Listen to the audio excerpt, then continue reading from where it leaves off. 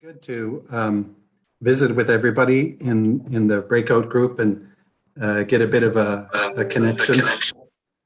I think if everybody else is muted, it won't feedback like that. But anyways, I wanted to talk to you about what is meant by Indigenous Testamur. In the calls to the church, call number 4 was all about Indigenous Testamur. The United Church already has a Testamur, which is a training program to prepare people for ordained and diaconal ministry and designated lay ministry. There's a curricular framework. There's requirements that you have to fulfill in order to then be trained and made ready for Indigenous or for ministry in the United Church. And then the church itself, now through the regions, make that final approval and then place you in a congregational setting or some other setting. And so we began many years ago with the idea of, and it was the beginning of the idea of Indigenous Testamur. And the reason we did that was because of our history. The Indigenous ministries of the United Church have been in existence from the foundation in 1925 and actually preceding all of that through the Methodist missions primarily. And so this idea of Indigenous Testamur arises out of our history. Now, there's been a lot of acknowledgement of the land, etc., and the idea that Indigenous people are the hosts and that everybody that comes to this land are guests, as I live as a guest in Anishinaabe Treaty 1 territory. But what does that mean when it comes to the church? Sometimes the church has assumed its own place in the big scheme of things as the host, and that Indigenous people are the guests within that experience. But coming from our history, we realized that there was a need to train Indigenous folk in a differing way than was offered in the regular stream of the United Church. So in the 1970s, there was an Indian ministry training program.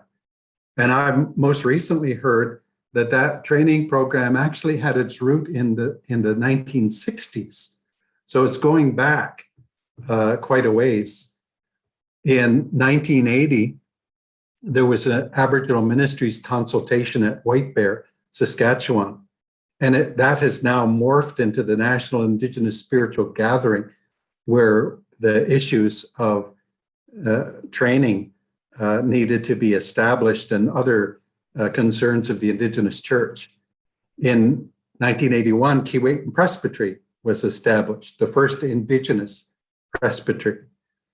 In 1984, Dr. Sandy-Saulteaux Resource Centre and Francis Sandy Theological Centre, 1987, they were established to train ministers. Dr. Jesse said, we need to have our own folk trained so that the harm that had been coming through some of the people that came to our community could be alleviated and cut off before it ever started. And so that was the beginning of that ministry training. And in 1986, there was a general recognition by the United Church that their approach was colonial and that there was an apology for this colonial approach, and Indigenous understanding was overlooked. And so in 1988, All Native Circle Conference became one of the responses to this apology, conference level, equivalent to all the other conferences in the United Church. So it was a court of the church that was Indigenous. And so that led to a significant place for Indigenous people within the church, that they have the ability to put proposals before General Council officially as a conference. And so Stan McKay became the first Indigenous moderator to the church. He's been an elder and a resource person for me. I'm really thankful for him. And then in 1998, there was the apology for the Indian residential schools. Prior to this, the survivors were approaching a solution for this and wanting to tell their story. And at General Council office, they established Indigenous staff, and now the Indigenous Ministries and Justice staff are there at General Council to respond to the needs of knowledge in the General Council office for Indigenous understanding. In 2008, the Aboriginal Ministries Council was established. And then in 2011, Dr. Jesse and Francis Sandy Theological Schools were merged together into Sandy-Saulteaux Spiritual Centre. And the 2012 was the change of the United Church crest with the 4 Indigenous colors, yellow, black, red, and white, and the inclusion of the phrase, the Mohawk phrase, translated all our relations. And then our story was inserted into the basis of union as well. And so in 2019, this is a further ongoing development. The calls to the church established the National Indigenous Council, which is a region of the United Church, and the National Indigenous Elders Council, and then the call for Indigenous Testamur. So I've been here since 2012, and for a short period of time, I had the opportunity to visit Indigenous people around the world. Taiwan in May of 2016, Australia in August of 2016, and then we had the gathering of the World Council of Churches in Pittsburgh, and Indigenous folk from around the world gathered to plan for the upcoming mission conference in Tanzania. I went to Jakarta, Indonesia, at the call of the Council for World Mission, again, talking about different issues. And then the World Council of Churches again in New Zealand, planning for that mission conference, meeting again people from Oceania, Papua New Guinea, and other places around the world. And then finally in 2018, in March, I went to the World Conference, Mission Conference, and had a very good time there.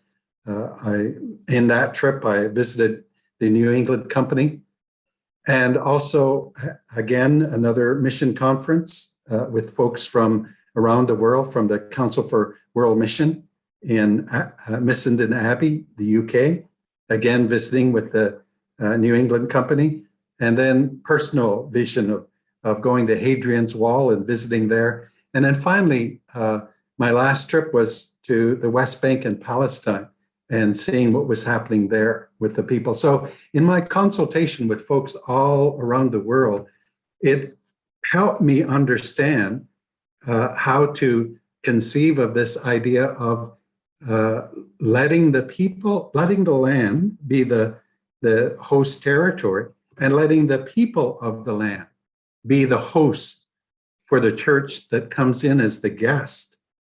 And so it led to this understanding for me of what it could look like on my own territory of the Haudenosaunee world. And so in our culture, we have a way of approaching significant events. And so I thought about the process the United Church has for, you get the training, the church grants you testamur, but then the school grants you testamur, and then the church will then authorize your ordination or commissioning or designated lay minister. And so there has to be an interview process. And we've had our students go through that whole interview process, the final interview. So I reimagined this final interview happening in Haudenosaunee territory, not the way it is currently handled, but the way it needs to be handled, with the Haudenosaunee land being the host territory, and the Haudenosaunee people being the host people. And so we have a way of coming together in important meetings. And so in our culture, we have this ceremony called At the Wood's Edge. So if somebody was visiting our Haudenosaunee community, they would stop at the edge of the woods before the clearing of the cornfields in the village, and they would light a fire, and the smoke would announce their coming, and it would be a peaceful recognition that we're coming in peace. And then our leaders would come out to meet the visiting group, and then they would conduct a ceremony there. And so this is where this begins, at the wood's edge. So I imagined that I would be the person in my own community coming for my final interview.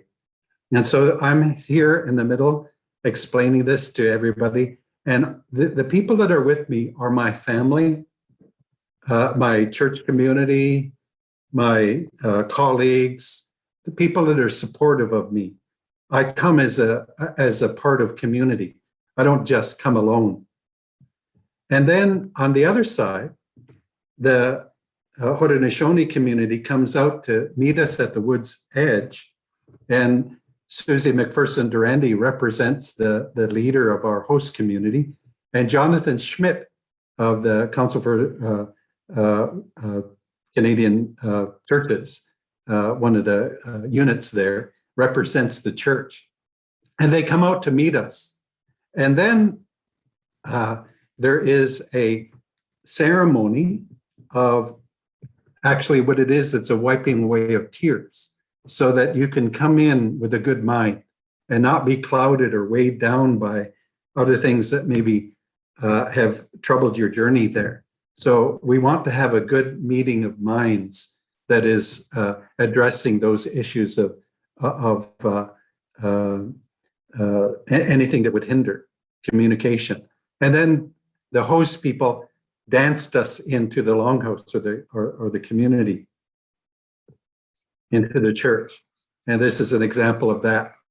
Everybody's dancing into the church community or the longhouse, the Haudenosaunee home. And so this is where I, as that candidate, would give an account of myself. It would be like the final interview.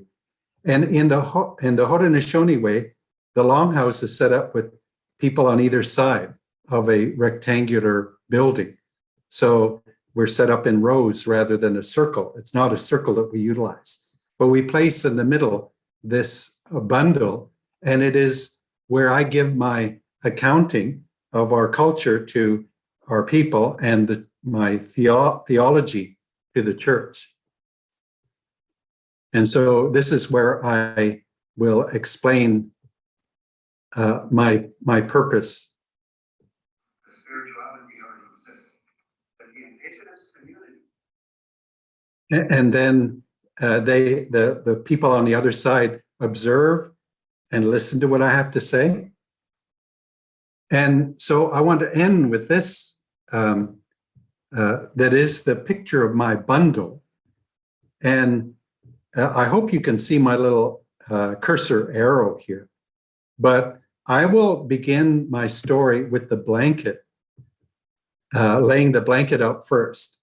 And in that, I will recount the Haudenosaunee creation story about Sky Woman and about Turtle Island and about the establishment of the creative world that we lived in, the animals and the plants and where they all came from, and how that we live in relationship to all of creation, including the earth recognized as mother, the sun recognized as elder brother, the moon as grandmother, the thunders as grandfather. So that I will tell that creation story. And then I will tell our Haudenosaunee story and begin with this war club here to talk about the fact that we have to own all of our story, including the tough and bad parts of our story. And in our Haudenosaunee story, we had a situation where our people were at war with one another. And that it was a very difficult time. And these three strings of wampum here represent the story of Hayant Watha, not the fictional character of Longfellow, but the actual person in our history who lost all of his daughters and his wife finally, and in mysterious death. And nobody would comfort him because there was this warfare going on in their community led by somebody that was very strong, and they were afraid of him. And nobody wanted to comfort this individual, Hayant Watha, but he came up with a condolence ceremony. So I'll tell this story of condolence and how that was able to change the history of our people. This is the modern elements that are used: a deer hide and a feather and a cup of water, and explain all of that, and how that this Hayant Watha joined together with a peacemaker, and there came a great peace. And I'll tell the story of the great peace and how that there was a change in our people. And then I'll talk about the Turo Wampum, the encounter with Europeans in 1613. I'll talk about the Anishinaabe Haudenosaunee Peace Belt with the 3 rows of describing the relationship of peace. I'll talk about the Dish with One Spoon 1701 treaty. And I'll talk about the United Church and how that through the United Church, the Anishinaabe folk have already embraced the medicines in the church work. And then I will explain the history of the church in our community, in the larger community at large, and talk about my understanding of the Bible and baptism and communion, and give my theological account of mission and how that history needed to be a differing history, not the history of dispossession and theft and abuse that came, but that it needed to follow the actual instructions of Jesus to bring peace and dignity to the people. And so in this final interview, I give an account of myself, understanding my own community, understanding the values in my community, giving an account to the elders in my community, and then giving an account of my theology and my understanding to the church as well. So that in this final interview, that's where the church then responds. And so when we did this for the deepening understanding of intercultural ministries, Susie, who represented the elders from my community, gave her affirmation of me and said this was wonderful, and it was good to see that somebody from the church is not going to denigrate our history and culture, but will give honor to it and tell its history in a good way and not in a negative way like colonialism did. And then Jonathan Schmidt responded from the church's perspective and said, yes, this is theologically sound. I understand. They could ask questions further if I needed to make clarification, as you would in an interview. And then they would then give their assessment at the end. And they could either say, yes, this is acceptable, or there's nothing here that needs to be worked on. Or they could say to me, well, you may need to learn a little bit more about this, or this is something that you need to think through.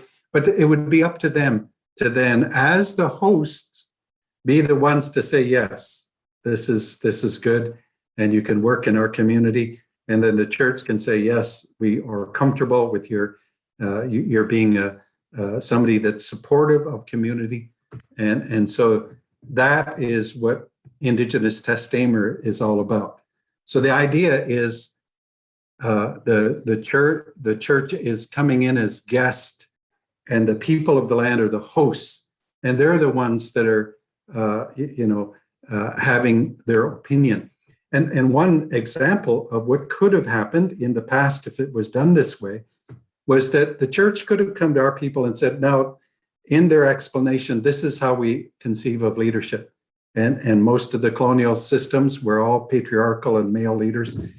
And our people could have responded and said to them, well, that leadership model of all men, that's not going to work in our community because we have strong leadership for women. And our women clan mothers choose the chiefs. You can keep that, in your own little community, but don't spread that on our land, because that's not our way. That way, it's like the people of the land are setting the agenda rather than the church coming in trying to set the agenda. So my question for this next little section here of us having a discussion to you is, what is in your community's bundle? And you can take that from whatever perspective you want. Your own church, what is in your church's bundle? You could take it from your family's standpoint, if that's really strong and clear. What is in your family bundle? Or if you are Indigenous, this is Haudenosaunee, but maybe you're Cree or Anishinaabe or Gitxsan or Lakota, Dakota, Nakota, or some other nation, Mi'kmaq. What is in your bundle? So that's the question for this next little section.